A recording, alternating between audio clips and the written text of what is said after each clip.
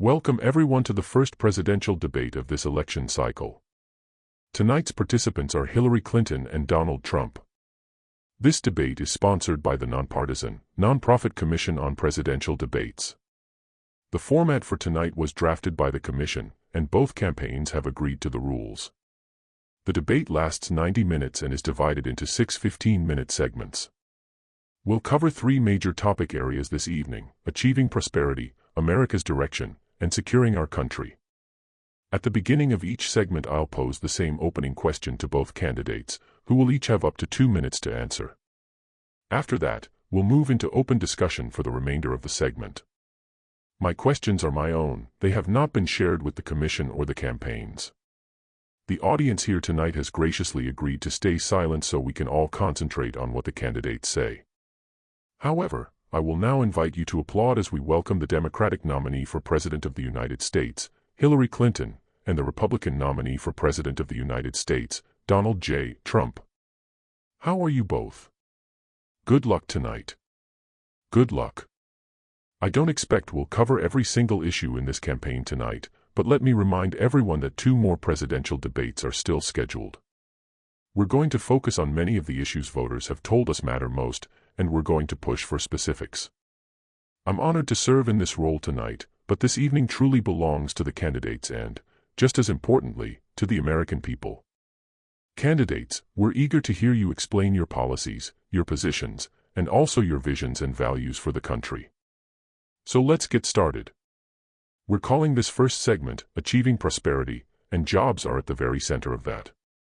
There are 2 economic realities in America right now. We had a record 6 straight years of job growth, and brand new census figures show incomes rising at a record pace after years of stagnation.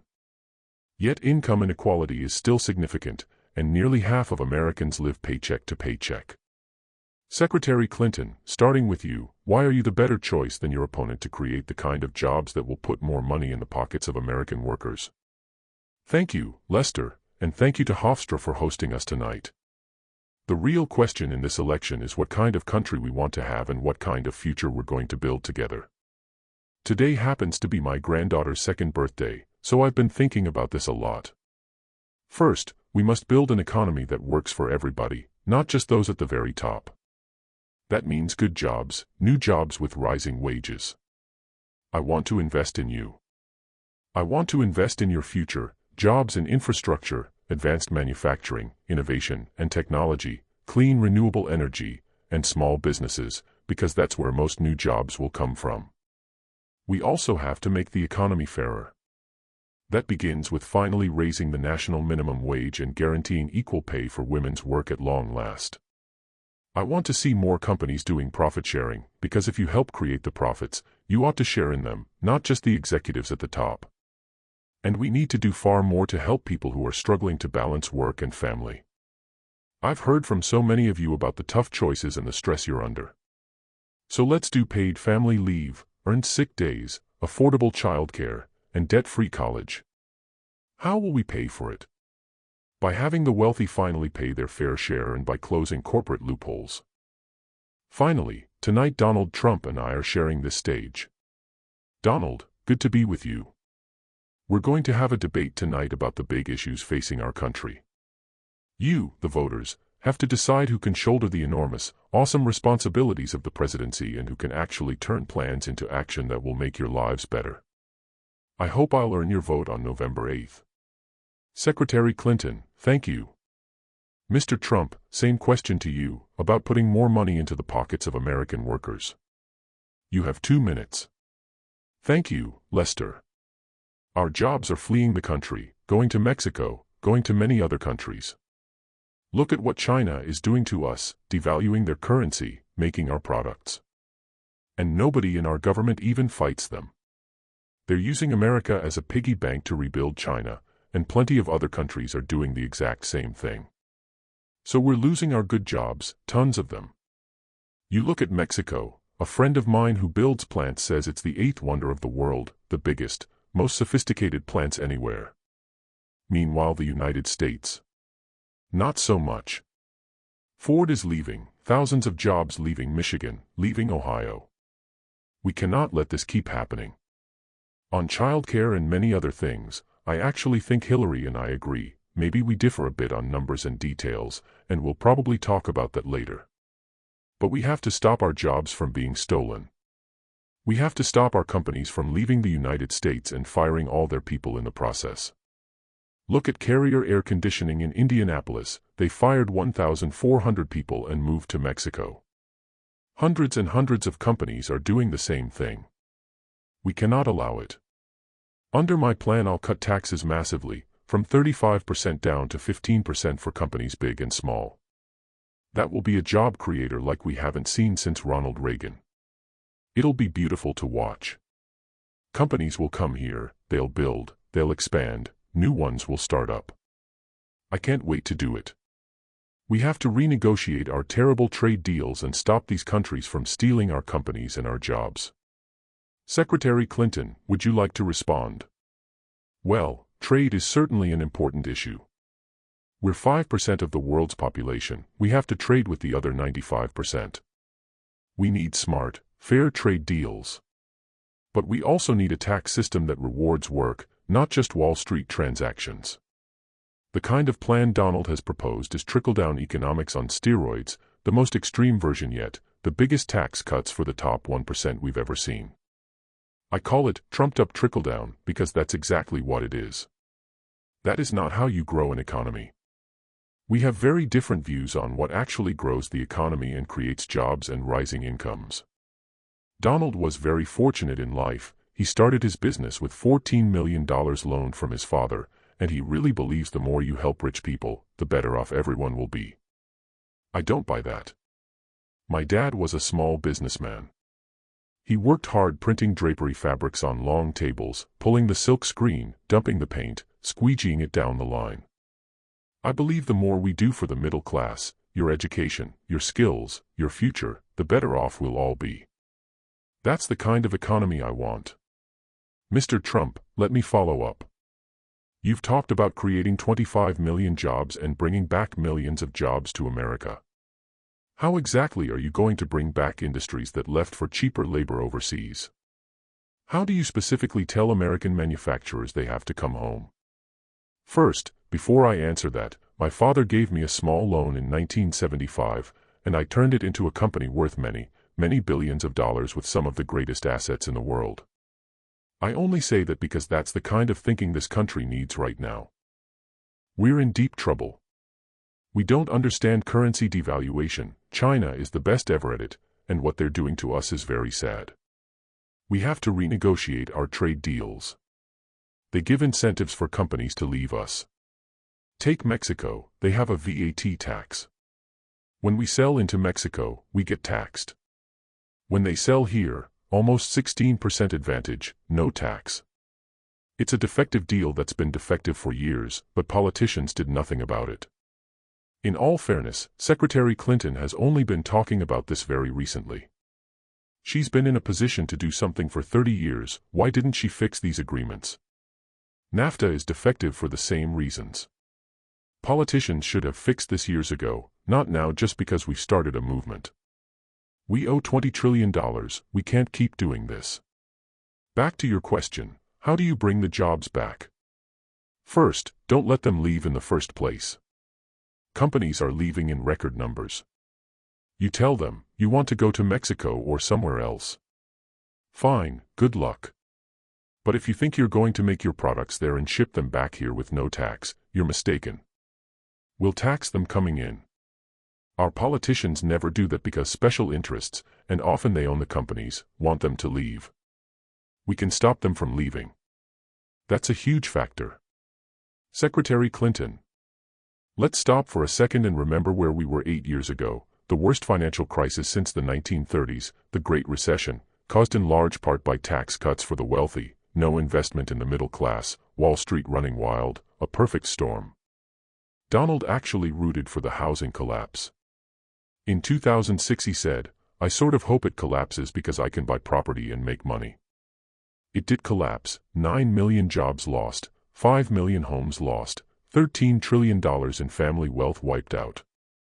We've climbed back from that abyss, and it wasn't easy. Now we're on the verge of a much stronger economy. The last thing we need is to go back to the policies that failed us. Independent experts have examined both plans. Donald's tax plan would explode the debt by over $15 trillion and actually cost middle-class families in some cases. We'd lose 3.5 million jobs and maybe get another recession. My plans would create over 10 million new jobs through real investments. Some country is going to be the 21st century clean energy superpower. Donald says climate change is a hoax invented by the Chinese. I think it's real. We can put 500 million more solar panels on the grid, power every home with renewable energy, build a modern electric grid. Those are millions of jobs. I've been very specific about what we can do, and I'm determined to keep building on the progress of the last 8 years, never going back to what caused the trouble in the first place. Mr. Trump, she mentioned solar panels. You called one of our big solar investments a disaster. Look, that solar company was a disaster. They lost tons of money. I believe in all forms of energy, but our energy policy right now is a disaster. We're losing so much because of it, and we can't pay off $20 trillion in debt while doing what she wants to do. The Obama administration has added 230 years worth of debt in less than 8 years. He's basically doubled it. We have to do a much better job keeping our companies and giving them incentives to expand or build new ones. They're not doing it. Just look at Michigan, look at Ohio, jobs and factories gone. Hillary, you've been at this 30 years, why are you only now thinking of solutions? I've thought about this quite a lot, actually. My husband balanced the budget and created 23 million new jobs in the 1990s. Manufacturing jobs went up in the 90s too. Let's look at the actual facts. When I was senator, every trade deal that came before me got the same test.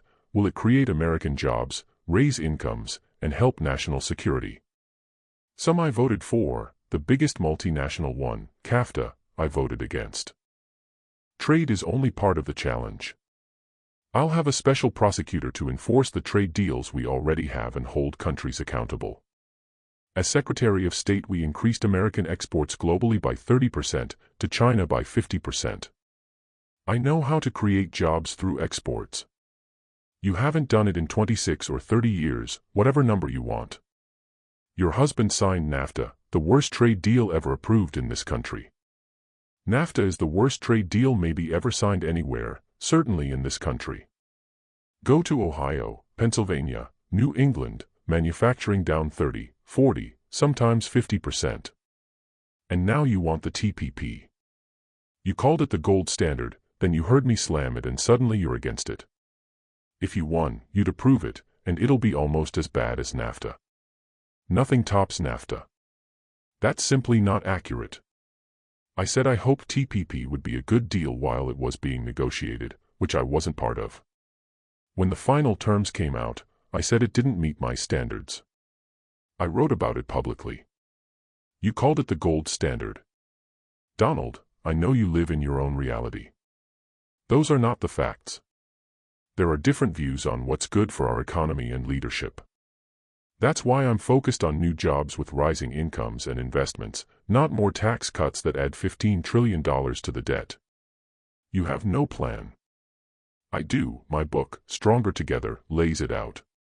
You can buy it tomorrow at any bookstore or airport.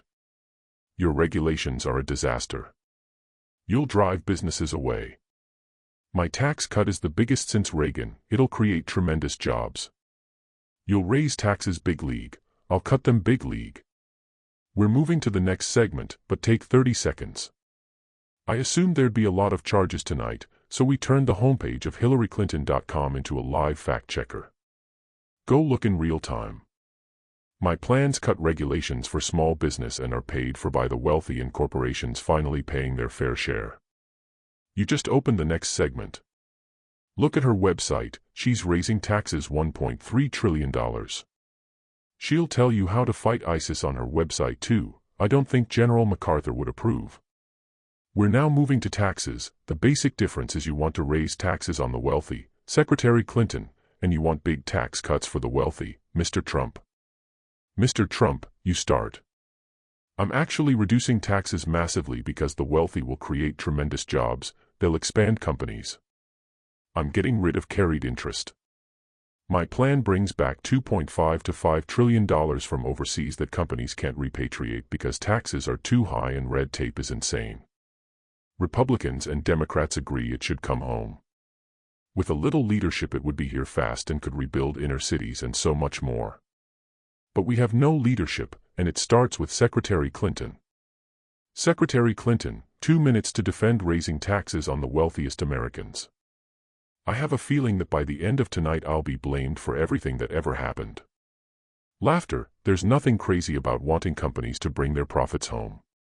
Independent analysts say your plan has a giant Trump loophole that would benefit you and your businesses massively. Trickle-down didn't work, it got us into the 2008 mess. Slashing taxes on the rich hasn't worked, and a lot of very smart rich people say we need to rebuild the middle class instead. I want broad, inclusive growth, investing in the middle class, debt-free college, letting people refinance student loans at lower rates. That's what actually grows the economy, not more advantages for those already at the very top. Typical politician, all talk, no action. Our country is suffering because of terrible decisions by people like Secretary Clinton. We have the worst economic recovery since the Great Depression. We're in a big, fat, ugly bubble. The only thing holding it up is record low interest rates the Fed is keeping political. You haven't released your tax returns. Voters deserve to know if there are conflicts, who you owe money to, everything. I'm under routine audit. As soon as the audit is done I'll release them. But I've filed a 104-page financial disclosure with the FEC that shows income of $694 million last year alone. That's the kind of thinking this country needs when we're getting ripped off by every nation on trade, almost an $800 billion trade deficit. The IRS says you can release returns during an audit. Does the public's right to know outweigh your privacy? I'll release them as soon as the audit is finished, and I'll do it the moment she releases her 33,000 deleted emails. 40 years of presidential candidates have released returns. The IRS says there's no prohibition during an audit. You've got to wonder why he won't. Maybe he's not as rich as he says, not as charitable, owes $650 million to Wall Street and foreign banks, or, most likely, paid zero in federal income tax for years. Zero for troops, zero for vets, zero for schools. That's probably what he's hiding. You learn way more from financial disclosure than tax returns. And I'm extremely underleveraged. $650 million is nothing compared to billions in assets. You've taken bankruptcy 6 times, stiffed countless small businesses, painters, dishwashers, architects, even an architect in this audience who built one of your clubhouses and never got paid. Sometimes I was unsatisfied with the work. We took advantage of the laws that exist. If you don't like the laws, you've been in government a long time, change them. Tens of thousands of people who worked for me are thrilled. Look at the old post office project on Pennsylvania Avenue, under budget, ahead of schedule, tremendous success. That's what this country should be doing with its infrastructure. We're moving to America's direction. Let's start with race. Race relations are at their worst in decades according to polls, amplified by police shootings in Charlotte, Tulsa, etc. One of you has to bridge a very wide, bitter divide. How do you heal racial divides? Secretary Clinton, 2 minutes. Race is still a significant challenge in America. Too often it determines where you live, what education you get, and how you're treated in the criminal justice system. We've seen tragic examples recently in Tulsa and Charlotte. We have to do several things at once: restore trust between police and communities, make sure police have the best training and use force only when necessary, get guns out of the hands of people who shouldn't have them. The gun epidemic kills more young African American men than the next 9 causes combined. We need criminal justice reform. I've laid out a detailed plan. We need community policing. There are thousands of brave officers who want reform too. And we need to tackle systemic racism. Too many young Black and Latino men end up incarcerated for nonviolent offenses they wouldn't if they were white. Mr. Trump, 2 minutes. Secretary Clinton doesn't want to say the words law and order. We need law and order. If we don't have it, we won't have a country. Inner cities, African American, Hispanic, are living in hell. You walk down the street, you get shot. Chicago, thousands of shootings this year, almost 4,000 killed since President Obama took office. We need law and order. Stop and frisk worked incredibly well in New York, brought crime way down. You take guns away from criminals and gang members. Our police are afraid to do anything. African American communities are being decimated by crime, and politicians let it happen. Stop and frisk was ruled unconstitutional in New York for largely targeting Black and Hispanic young men. You're wrong, it went before a very anti-police judge. The new mayor dropped the appeal. It would have won on appeal. In Chicago you have 4,000 killed under this president. We need stop and frisk. I've heard Donald paint a very dark picture of Black communities at his rallies. There's vibrancy, the Black church, Black businesses, families working hard for their kids. But we have to keep people safe the right way. Stop and frisk was ineffective and unconstitutional. Violent crime is half what it was in 1991. We don't want it creeping back. If a young Black man does the same thing as a young white man, he is far more likely to be arrested, charged, convicted, and incarcerated. That's systemic racism. We can't just say, law and order, we need plans, end private prisons, more second chance programs, common sense gun safety, no-fly list. People shouldn't buy guns. If you're too dangerous to fly, you're too dangerous to buy a gun. Do you believe police are implicitly biased against Black people? Implicit bias is a problem for all of us, not just police. But in policing it can be fatal. I'd put money in the budget for retraining on implicit bias. Police chiefs I've met admit it's an issue. They also need help with mental health calls. The federal government can provide training and support. I actually agree, no-fly, watch list people should not get guns. I have the NRA endorsement, but I agree with you on that. You called young Black men super predators in the 90s. I've talked about that term, it was about gangs and drugs. I've worked on juvenile justice my whole career. African American communities have been let down horribly by politicians. They come around election time, promise everything, then disappear for 4 years. I've been all over Detroit, Philadelphia, meeting incredible people who are furious at what politicians have done to their communities. I think Donald just criticized me for preparing for this debate. Yes, I did prepare. And you know what else I prepared for? To be President of the United States. That's a good thing. For 5 years you pushed the false claim that America's first Black president wasn't born here. Sidney Blumenthal and your campaign manager Patty Solis Doyle started that during your 2008 campaign against Obama. They sent McClatchy to Kenya. When I got involved, I succeeded. I got him to release the birth certificate. The birth certificate came out in 2011. You kept pushing the story through 2015. I wanted to get on to defeating ISIS, jobs, borders. I did the country a great service by getting him to produce it. Just listen to what you heard. Donald knew he'd be asked tonight, so he finally tried to put the racist birther lie to rest. But he built his political career on it. There was never any evidence, yet he kept it alive for years to appeal to certain supporters. He has a long record. In 1973 the Justice Department sued him twice for refusing to rent to African Americans. When they go low, we go high, that's what Michelle Obama said. President Obama stayed high despite Donald's efforts. I watched your debates against Obama. You treated him with terrible disrespect. Your campaign sent out pictures of him in traditional Somali dress. Your own campaign manager admitted last week it was true. On the housing lawsuit, I was young, went into my father's company. Many real estate firms got sued the same way. We settled with no admission of guilt, it was easy. I opened Mar-a-Lago in Palm Beach, no discrimination against anyone.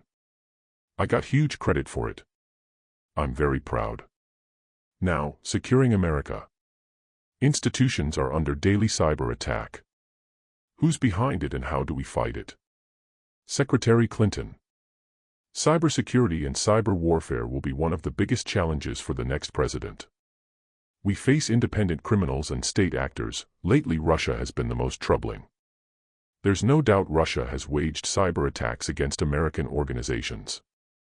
Putin is playing a long, tough game, releasing hackers against the DNC and others.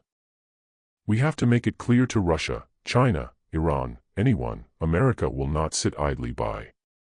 We have far greater capacity. I was shocked when Donald publicly invited Russia to hack Americans.